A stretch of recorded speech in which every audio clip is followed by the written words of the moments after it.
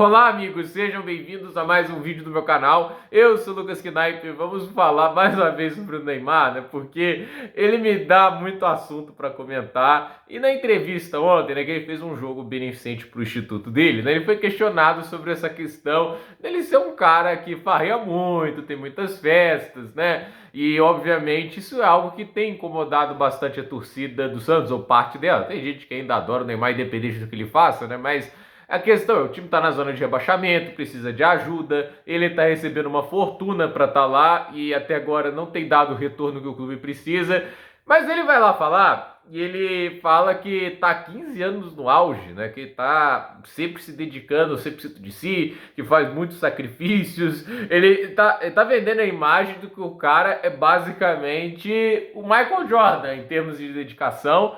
Mas essa frase dos 15 anos no auge me pegou um pouco, né? Porque a gente tá entrando um pouco na banalização de algumas palavras. Eu até me lembro lá no Twitter, né? Tinha gente comemorando a dobradinha da Mercedes, né? Porque os dois pilotos foram pro pódio, em primeiro e terceiro. Não é dobradinha, né? Agora é dobradinha se for segundo ou terceiro? Não é, dobradinha é um, dois, né?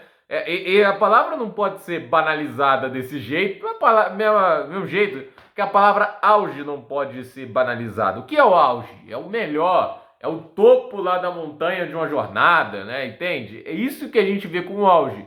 O Neymar no auge talvez seja aquela temporada com o Luiz Henrique lá no Barcelona, em que o time ganhou a Champions, lá era o Neymar no auge, né?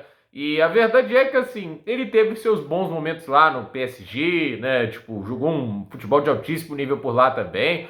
Mas fato é que, assim, esses últimos 3 anos, ele não fez nem 40 jogos, né? Desde que acabou a Copa de 22. Ele foi pro Al Hilal, foi pro futebol saudita. No futebol saudita mal jogou. No Santos também tá tendo muita dificuldade de jogar. Ele não consegue ficar saudável. Dá pra chamar isso de auge? E aí eu fico pensando, ele fala lá que tá há 15 anos jogando no Elite, jogando no Al Hilal, ele tá no Santos hoje. O Santos, por mais que seja um clube muito grande dentro do futebol brasileiro, né? Vamos ser sinceros, não é o auge da carreira de um atleta de classe, que já foi de classe mundial, já foi um dos melhores jogadores do planeta, né? Então, assim, falar que o que ele vive hoje é, tipo, no Santos, na zona de rebaixamento, né? É auge. Olha, é um descolamento da realidade, né? E eu acho que, assim, todo atleta, ele tem o direito de fazer o que quer com a vida dele, né? Se ele quiser farrear, se ele quiser ir pro carnaval, celebrar, beber cerveja, é o direito dele, entende? Eu acho que, assim, tem gente que vai ser feliz de um jeito, de outro, né? A verdade é que quando a gente compara lá com essas máquinas de treinar, né? Tipo, você vê o Michael Phelps, ele nadava 6 horas por dia, né? Ele consumia 14 mil calorias, um negócio desses, né? Tipo, pra construir o corpo do nadador perfeito. O Michael Jordan tentava, sei lá, 300 arremessos antes de cada jogo. O Michael Schumacher, na época da Ferrari, ele chegou a treinar o carro 900 quilômetros por dia, o que dá a distância de mais ou menos 3 corridas. Então, assim, era esse tipo de dedicação, né? Tem até a frase, né? 100% de perfeição, não aceito nada abaixo disso. Então, o fato é que, assim, essas máquinas de treinar que se tornaram as grandes referências e lendas de seus esportes, né? É o estilo de vida deles. O Djokovic também é a mesma coisa, né? Porque o cara virou o melhor da história. Você vê a história dele quando ele ganhou a final de Grand Slam mais longa da história, que foi contra o Nadal lá no Australian Open em 2012, né? Sabe qual foi a recompensa que ele pediu por ter vencido o Nadal depois de 5 horas e 53 minutos de jogo? Um quadradinho de uma barra de chocolate, porque há 2 anos ele não comia chocolate, porque ele fez uma dieta nova para chegar ao auge físico dele, e ele só queria comer um quadradinho de chocolate, porque era o máximo que ele permitiu ele fazer naquele momento, né? E assim, esses caras viraram o que viraram porque eles eram assim, o esporte acima de tudo, né?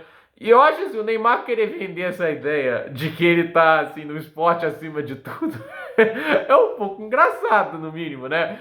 Assim, ele não vende tanto assim, que ele ainda fala que faz umas festinhas nas folgas dele, tudo isso, né? Mas a verdade é que assim, que ele quer convencer a quem com esse discurso do esporte acima de tudo? Ele quer convencer quem se dedica tanto quanto um Cristiano Ronaldo, tudo isso, né? De que a rotina dele é estritamente profissional, quase 100% do tempo, é só nas folguinhas e nas chances que ele pode ir lá se dar esse luxo, né? Olha, eu olho para esse tipo de comentário e só vejo o descolamento da realidade. A verdade é que ele não precisa fazer isso, entende? Né? Eu não acho que isso vá mudar a opinião de quem defende ou da opinião de quem critica ele, né? Eu acho que assim, a resposta que ele precisa dar mais do que tudo hoje, não é no que ele fala em discurso, né? É de como ele reage dentro de campo, né? Porque ele precisa dar resposta em campo, não é no microfone. Tipo, ele quer provar que está se dedicando 100% do tempo. Quem sabe agora ele pare de lesionar tanto, consiga jogar em sequência pelo Santos, tire o time da zona de rebaixamento. É o que ele precisa fazer, entende? Falar que ele está 15 anos no auge não vai mudar a situação do Santos. Não vai tirar o Santos do rebaixamento. Ó, vai aumentar a pontuação do Santos porque quem falou que está no auge ainda. Então, assim, esse é o ponto, né, que eu coloco com mais veemência, né? Porque, assim, ele não é essa máquina de treinar, entende? De fazer sacrifícios, de o cara ser um aficionado pelo esporte, de virar obsessivamente o melhor de todos. Se ele fosse esse cara, gente, ele estaria na Europa hoje e talvez seria o melhor do mundo hoje. Porque aquele negócio, né? Quando a gente imaginava a briga dele era com o Messi, com o Cristiano Ronaldo, né? A gente pensava, quando esses dois deixaram o cenário europeu, como aconteceu, o Cristiano Ronaldo foi pro futebol saudita e o Messi foi pro futebol americano, né? Aí ele vira o melhor do mundo, porque a idade que ele tá agora, de 33 anos, é a idade que o Lewandowski estava quando ele fez os 69 gols em 2021. É assim, acho que é mais jovem quando o Benzema ganhou sua bola de ouro. É assim, a gente tá vendo o Mohamed Salah hoje com 32, entende? Essa é a idade para viver auge ainda, né? O esporte vira isso hoje, né? Tipo, hoje, 33 anos não é um impeditivo para viver o auge mesmo, né? Então, assim, se ele fosse esse aficionado, né? Tipo, que buscasse o tempo todo a perfeição, virar o tempo todo, assim, tipo, o que eu preciso fazer para virar a melhor versão de mim mesmo? Ele ainda estaria na Europa, ele ainda estaria realmente no auge, né? Ele falar isso no microfone, né, na entrevista do Jogo Beneficente, não vai mudar o fato de que a gente ainda vê o Neymar hipotético, né, que aquilo ele poderia ter sido se fosse um cara tão aficionado, dedicado e obcecado pela perfeição como outros atletas foram, né? E eu acho que eu vejo muito mais essa fome pelo futebol no Lewandowski, que aos 36 anos ainda produz em alto nível na Europa, entende? Eu vejo muito mais essa fome de futebol no próprio Mohamed Salah, entende? Esses caras, a meu ver, são muito mais sedentos por buscar o seu melhor nível, ainda competir no mais alta prateleira, entende? Porque o Lewandowski, por exemplo, já ganhou tudo, né? Já ganhou a Champions, já ganhou a Bundesliga, a La Liga, já teve sucesso, não precisa provar mais nada a ninguém. Se tivesse hoje indo lá pro futebol saudita, farmar números e, obviamente, ganhar uma fortuna, ele já poderia, ele abaixou o salário dele para ir pro Barcelona. Não que ele esteja ganhando pouco lá, tá? Isso também tem que ser definido, que ele não tá ganhando pouco lá. Mas, assim, o cara foi atrás de desafio. Ele ir para um Barcelona em crise é um busca por um desafio.